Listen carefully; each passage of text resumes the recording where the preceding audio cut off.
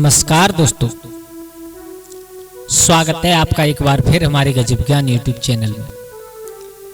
दोस्तों, अगर आप चाहते हैं कि आपकी औलाद संस्कारी बने तो इस कहानी को जरूर गौर से सुनिएगा। दोस्तों, अगर आप चाहते हैं कि आपके बच्चे सुशील और सुंदर और संस्कार वाले हों तो इस कहानी को जरा थोड़ा सा टाइम निकाल करके प्लीज सुनिएगा, क्योंकि आज ये कहानी हम एक ऐसी कहानी ढूंढ करके लेकर के आए हैं जिससे हमें बहुत कुछ सीखने के लिए मिलेगा। बड़ी ही शिक्षाप्रद ज्ञानवर्धक कहानी है। इस कहानी को अगर माँ बाप ने सुन लिया तो ये मेरा 100% वादा है कि आपकी औलाद संस्कारों वाली ही होगी। हाँ दोस्तों, दुनिया के हर माँ बाप यही चाहते हैं कि उनके बच्चे संस्कारी हों, उनके बच्चे सुंदर हों, उनके बच्चे सुशील हों। तो उसके लिए कुछ माँ बाप को भी कुछ करना पड़ता है। और वो क्या करना पड़ता है? सबसे पहला संस्कार होता है बेटा के ऊपर या बिटिया के ऊपर गर्भाधान संस्कार। दोस्तों, हमारे शास्त्रों के अनुसार सबसे पहला संस्कार होता है गर्भाधान संस्कार। जब बच्चा गर्भ के अंदर होता है तो माँ बाप के कुछ नियम हुआ करते हैं। और दोस्तों, वो ज्यादा कुछ नहीं, वो केवल ये 6 नियम हैं, वो आज हम आप लोगों को बताएंगे। और अगर आप लोगों ने ये 6 नियमों का पालन कर लिया, इन 6 नियमों को अपना लिया, तो ये मेरा आप लोगों से वादा है कि आपके घर में संस्कारी, सुंदर और सुशील बच्चे ही आएंगे। उनके संस्कार ऐसे होंगे कि दुनिया उन्हें याद करेगी। दोस्तों, आजकल इन बच्चों को स्कूल में पढ़ाने के लिए भेजा जाए तो उन्हें केवल जीने खाने का सिस्टम सिखाया जाता है, संस्कार नहीं दिए जाते। और संस्कार मिलते हैं तो केवल घर से मिलते हैं। तो दोस्तों, इस वीडियो को अंत तक जरूर देखें, क्योंकि वीडियो के अंत में हम आपको ऐसी 6 बातें बताएंगे जिन 6 बातों को अगर माँ बाप ने मान लिया तो उसके घर में संस्कार वाले बच्चे ही हमेशा पैदा होंगे और वो बच्चे आगे चल करके बहुत नाम रोशन करेंगे। दोस्तों, ये माँ बाप का सपना हुआ करता है।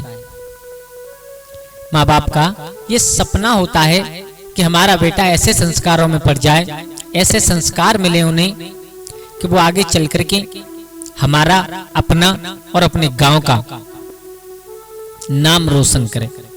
और दोस्तों, ये संभव तभी होता है जब बच्चे में जन्म से पहले ही संस्कार आ जाते हैं। हाँ दोस्तों, अब आप कहोगे जन्म से पहले संस्कार कैसे आते हैं? वो आज हम आप लोगों को बताएंगे। बहुत सुंदर, बड़ी ही ज्ञानवर्धक, मोटिवेशनल कहानी लेकर के आए हैं। हो सके तो अपने परिवार और दोस्तों के साथ में इस वीडियो को शेयर जरूर कर देना। और हाँ, अगर आप हमारे गजब ज्ञान यूट्यूब चैनल पर नए दर्शक मेहमान बंधु हैं तो प्लीज हमारे चैनल को सब्सक्राइब करें और बेल आइकन को ऑन जरूर कर दें, क्योंकि हम ऐसी ज्ञानवर्धक वीडियो लेकर के आते रहते हैं, आप लोगों तक इसका नोटिफिकेशन सबसे पहले पहुंच जाए। तो आ जाओ, आप लोगों का समय ज्यादा बर्बाद न करते हुए गौर करते हैं इस ज्ञानवर्धक चर्चा के बारे में। दोस्तों, इस संसार में ऐसे कोई माँ बाप नहीं हुई जिनकी इच्छा ये ना हो कि हमारे घर में बेटा संस्कारी हो। तो उसके लिए सबसे पहला नियम बताया है हमारे शास्त्रों में कि सबसे पहला बच्चे के ऊपर संस्कार होता है, वो होता है गर्भाधान संस्कार। गर्भाधान संस्कार किसे कहते हैं? अगर घर में स्त्री गृहिणी गर्भ से है, आपके घर में पत्नी गर्भ से है, तो उस पत्नी को इन 6 बातों का ध्यान रखना चाहिए। अब आप कहोगे गर्भाधान संस्कार से क्या होता है? देखो, गर्भाधान संस्कार से बहुत कुछ होता है और इतने प्रमाण हैं हमारे पास, एक नहीं कई और प्रमाण हैं जिन्होंने संपूर्ण शिक्षा गर्भ के अंदर सीखी थी। देखो, सबसे पहला प्रमाण आप लोगों को एक बात बताऊं मैं, आप लोगों ने सुना होगा, प्रहलाद के बारे में आप लोगों ने सुना होगा। हिरण्यकश्यप इतना बड़ा अत्याचारी था, लेकिन उसके घर में प्रहलाद जैसा सुपुत्र, प्रहलाद जैसा बेटा कैसे पैदा हुआ? इसके पीछे भी एक गर्भाधान संस्कार था। और वो संस्कार कैसा था कि जिस समय प्रहलाद अपनी मां कयादू, यानी जो हिरण्यकश्यप की पत्नी थी, उसके उदर में थे, उसके गर्भ में थे, तो देखो हिरण्यकश्यप के बारे में तो आप लोग जानते हो कितना बड़ा अत्याचारी था, इतना बड़ा अत्याचारी था कि दुनिया में उसके डर से सुर गंधर्व वैश्य ब्राह्मण क्षत्रिय सब कांपते थे। तो देवराज इंद्र जो देवताओं के राजा थे, उन देवराज इंद्र ने विचार किया, बोले जब ये हिरण्यकश्यप इतना बड़ा पापी है तो इसकी पत्नी कयादु के उदर में जो पुत्र पल रहा है, कयादु के गर्भ में जो बेटा पल रहा है, वो कितना बड़ा अत्याचारी होगा। और जब इस एक हिरण्यकश्यप से हम परेशान हैं और अगर ये बेटा पैदा हो गया, अगर ये ऐसा ही निकला तो फिर हमें संसार में कोई बचाने वाला नहीं है। ध्यान देना सभी लोग मेरे भैया। इतना विचार करने के बाद वो हिरण्यकश्यप, वो देवराज इंद्र हिरण्यकश्यप की नगरी में आई और वहां से उन्होंने जो हिरण्यकश्यप की पत्नी थी जिसका नाम था कयादु, बेटा गर्भ के अंदर है, उस कयादु का हरण कर लिया, अपहरण कर लिया। हिरण्यकश्यप उस समय वहां थे नहीं, वो तपस्या करने के लिए गए थे, ब्रह्मा जी की तपस्या कर रहे थे वरदान पाने के लिए। उस समय की कहानी है ये। तो देवराज इंद्र कयादु का अपहरण करने के बाद में ले जा रहे थे कि इसके गर्भ को मैं खंडित कर दूंगा, क्योंकि अगर ये हिरण्यकश्यप इतना बड़ा पापी है तो इसका अंश ये पैदा हो रहा है, और अगर ये भी इतना ही बड़ा पापी निकला तो फिर ज्यादा आफत है। इसलिए देवराज इंद्र कयादु के गर्भ को खंडित करना चाहते थे। तब तक देवराज इंद्र के सामने देवर्षि नारद आ गए। देवर्षि नारद ने कहा, क्यों इंद्र, तुम्हें शर्म महसूस नहीं होती है? एक अबला स्त्री को तुम अपने साथ पकड़ करके ले जा रहे हो, उसका अपहरण कर रहे हो। तुम्हें तो चुल्लू भर पानी में डूब करके मर जाना चाहिए, क्योंकि राजा का यह धर्म होता है कि अबला के ऊपर अत्याचार नहीं बल्कि उसकी रक्षा करनी चाहिए। और ये बेचारी कुछ कर नहीं सकती, मजबूर है, तो इसका मतलब ये नहीं है कि तुम इसके ऊपर अत्याचार करो। देवराज इंद्र ने नारद के हाथ जोड़े, बोले बाबा मेरा ऐसा कोई मकसद नहीं है, मेरा मकसद ये है कि मैं इसके गर्भ को खंडित करना चाहता हूँ। बोले क्यों? बोले इसलिए करना चाहता हूँ कि जब हिरण्यकश्यप इतना बड़ा पापी है तो उसका अंश कितना बड़ा पापी होगा। ध्यान देना सब लोग। बाबा नारद ने बताया, बोले इंद्र तुम बाप पागल हो बिल्कुल। बोले क्यों? बोले इसलिए पागल हो कि तुम जिस गर्भ को खंडित करने के लिए जा रहे हो ना, ये कोई साधारण गर्भ नहीं है। क्या? बोले हाँ, ये साधारण गर्भ नहीं है। इतना बड़ा विष्णु भक्त पैदा होगा इस गर्भ से, इतना बड़ा भगवत भक्त पैदा होगा इस गर्भ से कि स्वयं भगवान नारायण आकर के उसकी रक्षा करेंगे। और स्वयं भगवान नारायण आकर के जो तुम्हारे ऊपर संकट है ना हिरण्यकश्यप रूपी, इस संकट को भी स्वयं भगवान आकर के काटेंगे। और वो भगवान तभी आएंगे जब इस उदर से और ये पुत्र पैदा होगा। मेरे भैया बाबा नारद ने समझा दिया तो देवराज इंद्र मान गए। लेकिन बाबा नारद ने विचार किया, बोले कयादु से कहा, बोले अब तुम अपने महल जाओ। कयादु ने कहा बाबा जी मैं महल नहीं जाऊंगी। बोले क्यों? बोले इसलिए नहीं जाऊंगी कि मेरे घर पे पति भी है नहीं। एक काम कीजिए, मुझे आप अपने आश्रम पर ले चलिए। और मैंने सुना है कि संतों की संगत में रहने से, अच्छे विद्वानों की संगत में रहने से गर्भ के ऊपर बहुत बड़ा प्रभाव पड़ता है। तो मेरे भैया उसी दिन से कयादु देवर्षि नारद के आश्रम पर आना जाना प्रारंभ हो गई थी। बेटा गर्भ के अंदर है और कयादु ने कैसी संगत बनाई कि संतों की संगत में रहने लगी, भगवान की चर्चाएं सुनने लगी, विद्वानों के पास उठना बैठना हो गया, सुंदर वातावरण में रहने लगी। तो मेरे भैया उस पुत्र के ऊपर गर्भाधान संस्कार बना।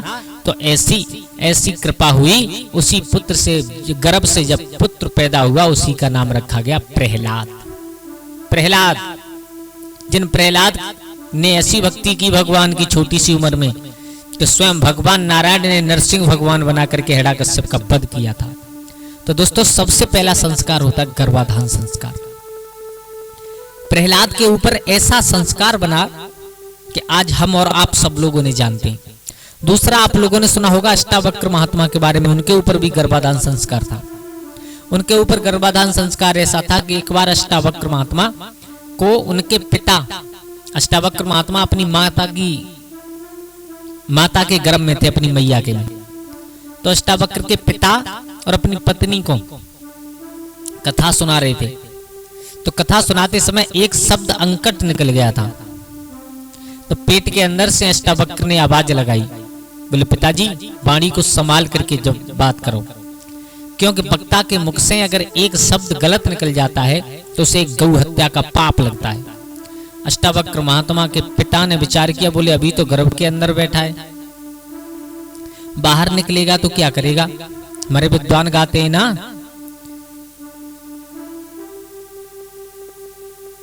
थोड़े दिन को पेट में बैठो बाप से लड़े लड़ाई, आज में वेदन में सुनी आई।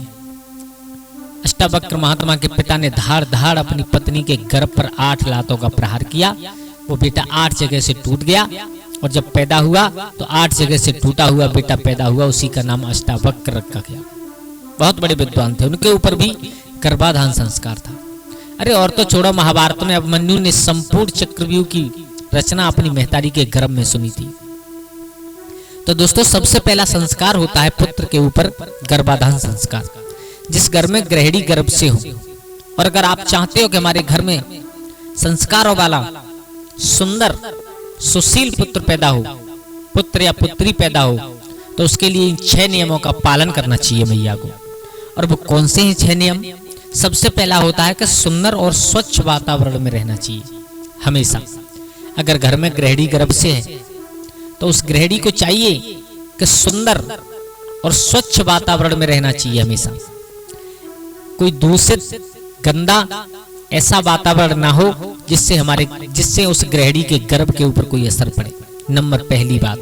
और दूसरी बात, घर में अच्छे अच्छे पाठ किए जाते हो। अच्छे अच्छे पाठ का मतलब क्या होता है? अच्छे अच्छे पाठ का मतलब ये होता है कि धार्मिक प्रवृत्ति के लोग हों, रामचरितमानस, गीता या श्रीमद् भागवत या मतलब जिस भी धर्म से हो आप, उस हिसाब से अच्छे अच्छे धार्मिक पाठों का बखान किया जाता हो। बच्चे के ऊपर उन्हीं लक्षण, वही लक्षण उस गर्भ के अंदर बच्चे में चले जाते हैं, ध्यान रखना। और नंबर 3, घर में सुमत अच्छी होनी चाहिए। गृहिणी अगर कोई गर्भ से है घर में, उस परिवार में सुमत इतनी अच्छी होनी चाहिए कि जब तक वो पुत्र को जन्म ना दे दे तब तक लड़ाई झगड़े का तो नाम और निशान नहीं उस आंगन में आना चाहिए। और नंबर 4, गर्भवती स्त्री को हमेशा, ध्यान रखना सब लोग, गर्भवती स्त्री को हमेशा शुद्ध शाकाहारी भोजन ही करना चाहिए। शुद्ध शाकाहारी भोजन। गर्भवती स्त्री को कभी भी तामसी भोजन नहीं करना चाहिए। और जो स्त्रियां गर्भ से होती हैं वो तामसी भोजन किया करती हैं, उनके गर्भ पर उनके जो उदर में पुत्र या पुत्री ये बच्चा पल रहा है उसके ऊपर वही तामसी भोजन का प्रभाव पड़ता है। और जन्म लेने के बाद, थोड़ा बड़ा होने के बाद वो भी तामसी पदार्थों का उपयोग करने लगता है, तामसी पदार्थों को खाने पीने लगता है।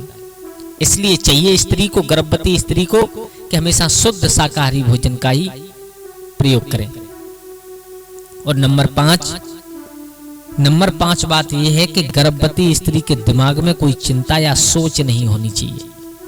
ध्यान देना सब लोग, गर्भवती स्त्री के दिमाग में कोई चिंता या सोच नहीं होनी चाहिए, क्योंकि चिंता और सोच करने से हमेशा इंसान देखो, चिंता इतनी बुरी हुआ करती है कि जिंदा आदमी को खा जाती है, चिंता बिल्कुल सुखा देती है। तो गर्भवती स्त्री को कभी ये नहीं होना चाहिए कि उसके दिमाग में आप कोई ऐसी टेंशन दे दो, उसके दिमाग में आप कोई ऐसी चिंता बैठा दो जो वो दिन प्रतिदिन सूखती चली जाए। गर्भ के अंदर बहुत बड़ा प्रभाव पड़ता है इस चीज का। और नंबर 6, गर्भवती स्त्री को हमेशा सुंदर समाज में ही बैठना चाहिए। सुंदर समाज का मतलब होता है जो धार्मिक प्रवृत्ति के लोग हों, विद्वान हों, जो सुलक्षणी स्त्रियां हों, उनके पास ही गर्भवती स्त्री को हमेशा बैठना चाहिए। क्योंकि जैसी संगत में गर्भवती स्त्री बैठती है ठीक उसी प्रकार उस बच्चे के ऊपर प्रभाव पड़ता है। तो दोस्तों ये बात हकीकत है बिल्कुल कि बच्चों के ऊपर सबसे पहला संस्कार होता है वो गर्भाधान संस्कार होता है। और अगर ये 6 बातें जिन माँ बाप ने मान ली, 6 बातें जिन माँ बाप ने अपना ली, तो ये मेरा वादा है कि आपके घर में सुंदर संस्कारी बच्चा पैदा ही होगा। दोस्तों कैसी लगी आप लोगों को हमारी ये कहानी? अगर अच्छी लगी हो तो प्लीज हमारे चैनल को सब्सक्राइब करें और हो सके तो अपने परिवार और दोस्तों के साथ में शेयर जरूर कर देना। आज के लिए बस इतना ही, कल फिर मिलते हैं किसी एक नई कहानी, एक नई चर्चा के साथ। तब तक के लिए सभी लोग आनंदित रहें, खुश रहें। जय श्री राधे, जय श्री राम।